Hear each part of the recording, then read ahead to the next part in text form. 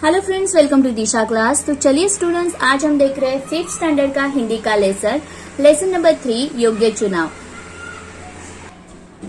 इस लेसन के बारे में अगर मैं शॉर्ट में बताना चाहूंगी स्टूडेंट्स आपको, तो यहाँ पे एक राजा है। राजा का नाम मंगल सेन है और उनके मंत्री का जो नाम है जगत राम है। अभी जो जगत राम है वो बहुत बूढ़े हो चुके हैं। अब वो क्या चाहते हैं, सेवा मुक्त होना चाहते हैं। वो जो काम करते हैं मंत्री का, तो उससे वो सेवा मुक्त होना चाहते हैं।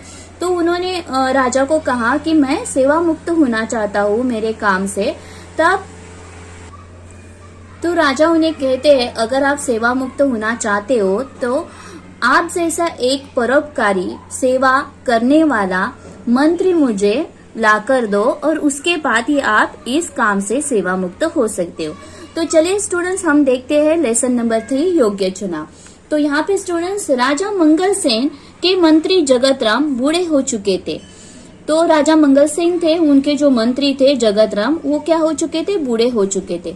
उन्होंने राजा से स्वयं को सेवा मुक्त करने की विनती की। तो उन्होंने राजा को कहा कि मैं अभी इस काम से मुक्त होना चाहता हूँ, क्योंकि मैं अभी क्या हो गया हूँ, बूढ़ा हो गया हूँ। राजा मंगल सेन ने कहा, आप पहले अपने जैसा सेवाभावी, परोपकारी और इनामदार मंत्री का चुनाव कर लीजिए। मतलब अगर आप इस सेवा से मुक्त होना चाहते हो, तो राजा ने कहा, तो मुझे आप जैसा एक सेवाभावी, सेवा करने वाला, परोपकारी और ईमानदार मंत्री का चुनाव करके दीजिए, चुनाव कर दीजिए, तभी आपको सेवा मुक्त किया जा सकता है।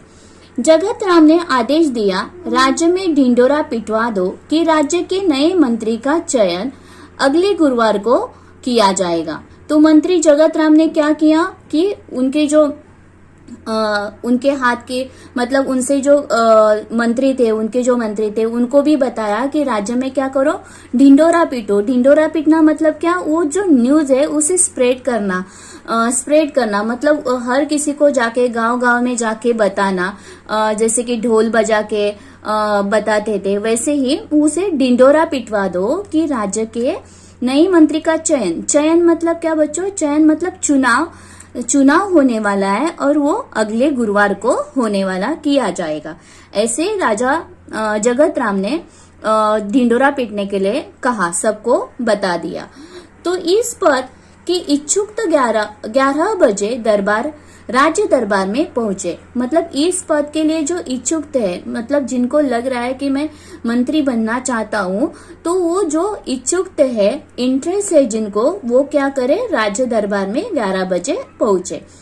हरकारे गांव डिंडोरा पीटने लगे। हरकारे जो डिंडोरा पीटते हैं उन्हें कहा जाता है हरकारे। गांव जाकर, राज्य के गांव जाकर क्या करने लगे, डिंडोरा पीटने लगे।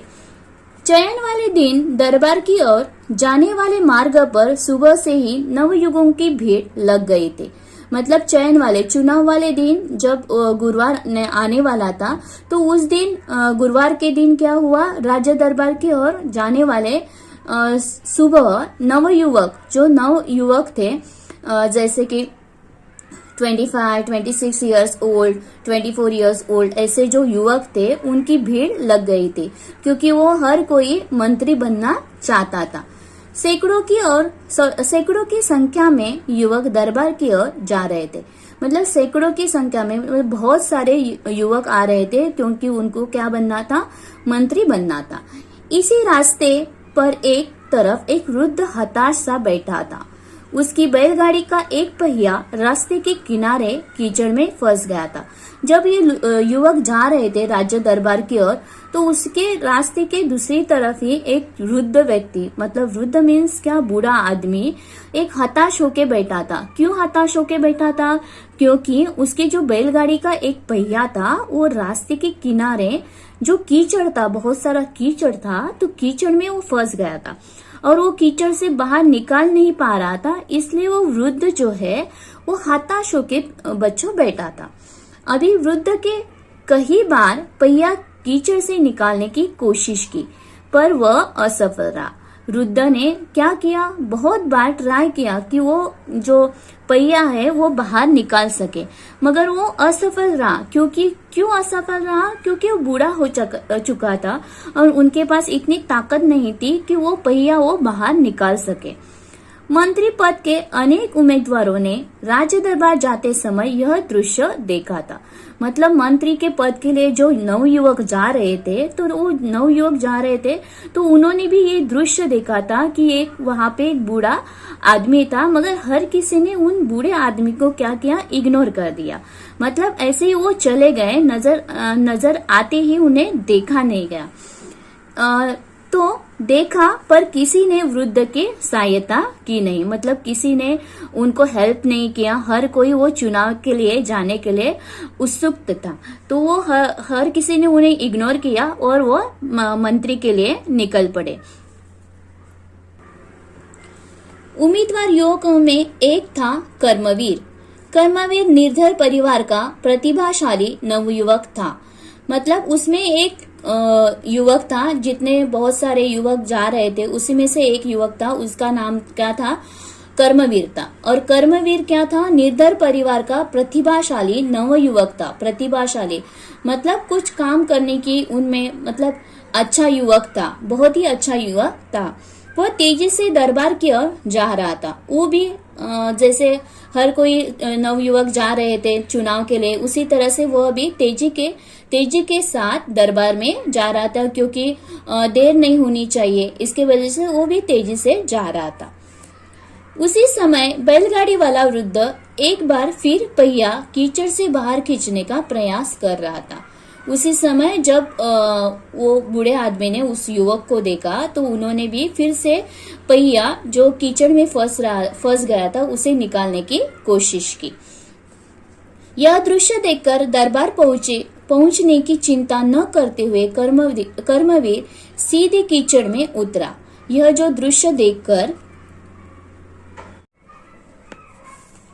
दृश्य देखकर दरबार में पहुंचने की चिंता न करते हुए कर्मवीर सीधे कीचड़ में उतरा। ये जो दृश्य उन्होंने देखा कि एक बूढ़ा आदमी पहिया खींच रहा है, तो वो दृश्य उनसे देखा नहीं गया और वो हेल्प करने के लिए, कर्मवीर उस बूढ़े आदमी की हेल्प करने के लिए चले आए। तो उन्होंने उस टाइम सोचा नहीं कि मुझे देर होगी या दरबार में मेरा चुनाव में मैं अगर टाइम पे पहुंच नहीं गया तो मैं सिलेक्ट नहीं हो पाऊंगा। ऐसे उसके बारे में उन्होंने कुछ भी सोचा नहीं और डायरेक्टली उनको हेल्प करने के लिए उतर आए। जोर लगाकर उसने बैलगाड़ी का पहिया कीचड़ से बाहर निकाला। जो कर्मवीर था उन्होंने क्या किया, जोर लगाकर वो जो पहिया जो बैलगाड़ी का फंसा था उसे उन्होंने बाहर निकाला। वृद्ध से उसे ढेरों आशीर्वाद दिए, फिर इनाम में कुछ रुपए देने चाहे, पर कर्मवीर ने विनम्रता से मना कर दिया। जो वृद्ध थे उन्होंने क्या किया, कर्मवीर को बहुत सारे आशीर्वाद दिए, क्योंकि उनको कर्मवीर ने उन्हें हेल्प किया था और बहुत सारे लोग थे जो उन्होंने इग्नोर करके चले गए, मगर कर्मवीर ही थे, उन्होंने उसे वृद्ध को हेल्प किया, उनका जो पहिया था वो बाहर निकाला। तो ऑब्वियसली जो वृद्ध थे उन्होंने कर्मवीर को बहुत सारे ढेर सारे आशीर्वाद दिए और कुछ पैसे भी देने चाहे, मगर कर्मवीर ने उन्होंने वो जो पैसे थे वो नहीं लिए। विनम्रता से, प्यार से उन्होंने उसे इनकार कर दिया।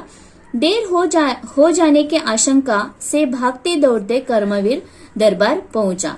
मतलब देर हो गई है ऐसे उन्हें लगा और वो भागते दौड़ते कहाँ पे पहुंचे, दरबार पहुंचे, क्योंकि वहां पे मंत्री का चुनाव होने वाला था।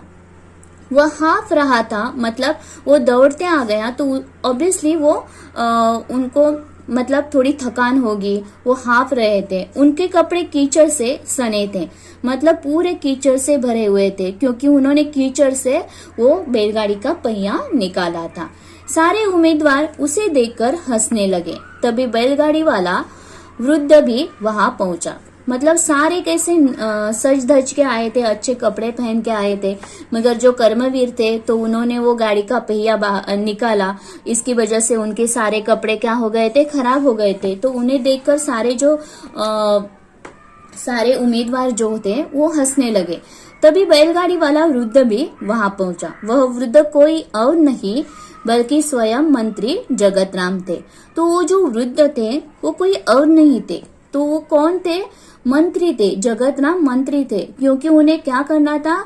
राज्य के लिए एक अच्छा मंत्री चुनना था। तो उनके लिए उन्होंने परीक्षा लेना चाहते थे कि योग्य मंत्री हमारे राज्य के लिए चाहिए, तो उसके लिए उन्होंने वो परीक्षा ली थी। तो जगत राम ही थे। उन्होंने सारी घटना राजा को सुनाई। फिर जगत राम ने राजा से कहा, महाराज, कर्मवीर में वो सारे गुण हैं जो राज्य के मंत्री के लिए आवश्यक है। तो उन्होंने जो सारी घटनाएं हुई उसके बारे में उन्होंने राजा को बताया, और जगत राम ने कहा, राजा महाराज, कर्मवीर ही है जिनमें वो सारे गुण हैं जो एक मंत्री में होने चाहिए। तो आप, उन्होंने कहा, सारी बातें जानकर राजा मंगलसेन बहुत प्रसन्न हुए। उन्होंने कहा, जो सामान्य आदमी की पीड़ा से दुखी होता है, उसे दूर करने का प्रयास करता है, वही राज्य के ऊंचे पद पर बैठने का अधिकारी होता है। तो सारी बातें जो बताई है, तो राजा ने वो सुनकर कहा, वो बहुत प्रसन्न हो गए कि आपने इस तरह से परीक्षा ली और उनमें ये कर्मवीर उसमें पास हो गए। तो उन्होंने कहा, जो सामान्य आदमी की पीड़ा से दुखी होता है, मतलब अगर कोई सामान्य आदमी दुखी हो तो मंत्री भी दुखी हो जाता है, उसे दूर करने का प्रयास करता है, उसे जो पीड़ा है वो दूर करने का प्रयास करता है, प्रयत्न करता है, वही राज्य के ऊंचे पद पर बैठने का अधिकार होता है, उसी को ही ऊंचे पद पर हम बिठा सकते हैं। जगत राम जी ने योग्य व्यक्ति का चुनाव किया है। आज से कर्मवीर राज्य के नए मंत्री हो गए। तो इस तरह से नए मंत्री का ये चुनाव हो गया। तो इस तरह से हमारा ये लेसन नंबर समाप्त हुआ। अगर आपको मेरा वीडियो पसंद आया तो लाइक करें, शेयर करें और सब्सक्राइब जरूर कीजिएगा।